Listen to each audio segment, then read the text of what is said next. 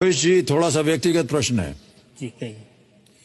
15 साल पहले आप केवल 600 रुपए लेकर के दिल्ली पहुंचे जी अपने भविष्य को उजागर करने के लिए। जी आज आप यहां से 6,40,000 रुपए जीत कर जा रहे हैं, कैसा लग रहा है आपको? सर बहुत अच्छा। सर मैं एक बहुत छोटे से गांव से हूं और मेरे पिताजी किसान थे और किसान के घर में सर ना खाने के लिए चावल दाल तो होता है बट पैसे नकदी नहीं होते। तो वो संघर्ष था, देखा था। स्कूल, सरकारी स्कूल जाना, मुझे याद है सर पहली से 7वीं तक हम में से कोई चप्पल नहीं पहनता था और वो बुरा भी नहीं लगता था सर, क्योंकि मैं ही केवल नहीं पहनता था, क्लास में कोई भी नहीं पहनता था, किसी के पास थे ही नहीं। आपकी जो दुख होता है वो तुलना से आता है, अगर आप तुलना ना करो तो दुख नहीं होता। क्या बात है, बहुत खूब, बहुत अच्छी बात। मुझे याद है सर, हम जब स्कूल से निकलते थे तो बड़े उछलते हुए चलते थे, क्योंकि ना अलकतरा जो कोलतार की सड़क होती है वो बहुत गर्म हो जाती है दोपहर के समय में। बिल्कुल। और मुझे कोई उस बात का उस वक्त सर लगता ही नहीं था कि अच्छा पैर में चप्पल होते तो कम गर्म लगता। हम मेढक की तरह ऐसे उछल के सारे बच्चे, वो एक अजीब ही सीन होता था।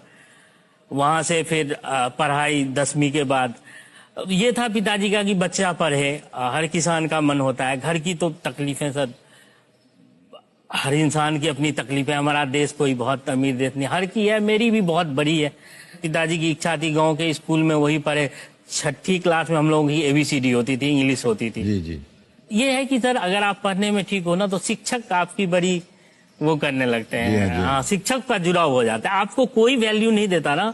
इवन कई बार परिवार, घर, दोस्त, समाज, शिक्षक आपको जरूर प्यार करते हैं अगर आप पढ़ने में अच्छे हो या अपने काम में अच्छे हो तो उनका लगाव रहता है। तो शिक्षक का प्रोत्साहन रहा। फिर पिताजी, मुझे याद है 600 रुपये दे के मुझे भेज दिया उन्होंने, हमने अपनी पढ़ाई के लिए। फिर मेरे भाई साहब आए, आज मैं इनको अपने साथ इसीलिए लाया हूँ कि ये मेरे पूरे जर्नी के हस्ताक्षर है। श्रीकांत झा है नाम, ये खुद ही बहुत कम कमाते थे और अपनी लगभग पूरी कमाई जो है मेरे पढ़ाई में दे देते थे। उन्होंने पूरी पढ़ाई कमाई अब मेरे पढ़ाई में दे दी। और क्यों लगा भाई साहब आपको कि आपको अपनी कमाई से अपने भाई को और आगे बढ़ाना चाहिए? सर मुझे लगता है कि गरीबी एक ऐसा टीचर है जो हमेशा कुछ न कुछ अच्छा करने के लिए प्रोत्साहित करते रहता है इंसान को। क्या बात है। और सही समय पे सही मार्गदर्शन मिल जाए तो इंसान वो सब कुछ हासिल कर सकता है जो उसकी दिली इच्छा है। कितनी सुंदर बात कही सर आपने। गरीबी सबसे बेहतर शिक्षक होता है, वो प्रोत्साहित करता है कि हम और आगे बढ़ें। वाह, क्या बात है, बहुत खूब। उसके बाद फिर जब आप अपने काम में लग गए तो फिर आप अमेरिका भी गए, जो आपकी एक मन में एक भावना थी, एक आशा थी कि कभी हम अमेरिका जाएं, और वहां का माहौल आपको बिल्कुल अलग लगा। क्या अलग था वहां पर? एक ये था कि हम 6ठी में ABCD पढ़े थे, तो हमारे लिए अमेरिकन कल्चर, इंग्लिश ही अपने आप में एक नई चीज है, क्योंकि आप आपके अंग्रेजी स्कूल से नहीं हो, आप एक सरकारी स्कूल से हो और हमारी प्रोनाउंसिएशन डिफरेंट होती है सर। अभी भी कई बार प्रॉब्लम आती है, अब तो दिन रात उन्हीं के साथ काम करना पड़ता है, बट हमारी प्रोनाउंसिएशन अलग है और उनकी अलग है। लेकिन सर जो भी प्रोनाउंसिएशन है बहुत मीठी है। तो वो एक था, पिताजी को भी लगता था जब कभी सुनते थे आस पड़ोस में कि कोई विदेश गया है तो मेरा बेटा भी विदेश जाता। और फिर वक्त आपको जैसे जैसे आपकी मेहनत, वक्त, लोगों का साथ तो आगे ले जाता। तो मैं अमेरिका गया, इसी साल गया हूँ मेरे लिए, और ये एक सपना साकार होने जैसा है। कंपनी ने ही मुझे स्पॉन्सर किया था।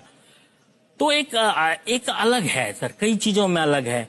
जैसे मुझे अलग लगा वहाँ का कि एक इंफ्रास्ट्रक्चर उनका बेहतर है, पहले से है। दूसरा कि वहाँ पे महिलाएं बहुत लिबरेटेड हैं सर, क्योंकि मेरे वहाँ पे जैसे हम यहाँ 70 लोगों की टीम है, वहाँ भी हमारे डिपार्टमेंट की 70 लोगों की टीम है, उसमें 68 महिलाएं हैं।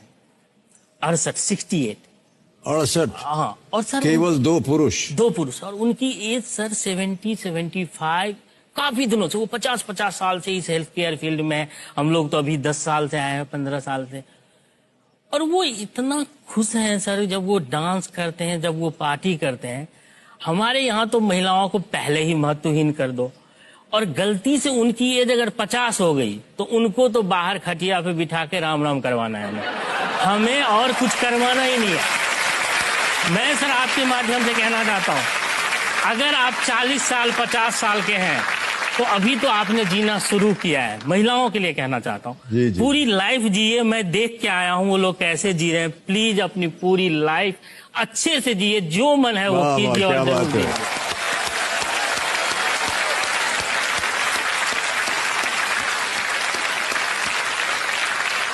पत्नी जी, आप सुन रहे हैं कि नहीं? जी सर।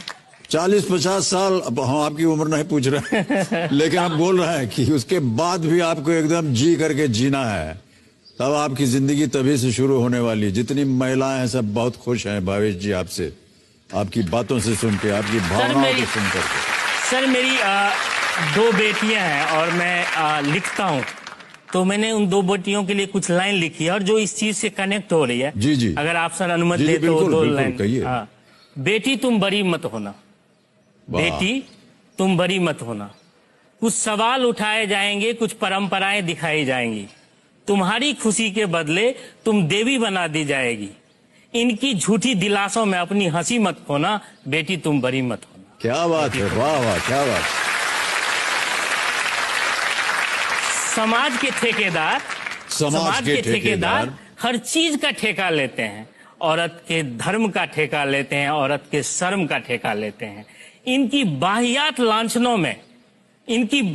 लांछनों से दुखी मत होना, बेटी तुम बड़ी मत होना, क्या बात बेटी है, तुम बहुत बड़ी खूब, मत बहुत होना। खूब। सर अगला लास्ट है, 2 जी। पंक्तियां हैं, अंतिम अंतिम 2 क्षण, पंक्तियां जी। हैं कि बड़ी होकर न तुम कोई झूठा संसार बसाना, अपने आंसू के कीमत पे न घर परिवार बसाना, जिस रिश्ते में प्यार न हो उस पर सती मत होना, बेटी तुम बड़ी वाह, मत वाह, होना, क्या बात बेटी है, तुम बहुत बड़ी खूब है।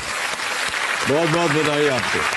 आजकल के समाज का आपने उल्लेख कर दिया एकदम एक छोटी सी कविता में, क्योंकि हम यही देखते हैं हर दिन महिलाओं के प्रति क्या क्या अनौपचारिक चीजें होती रहती हैं।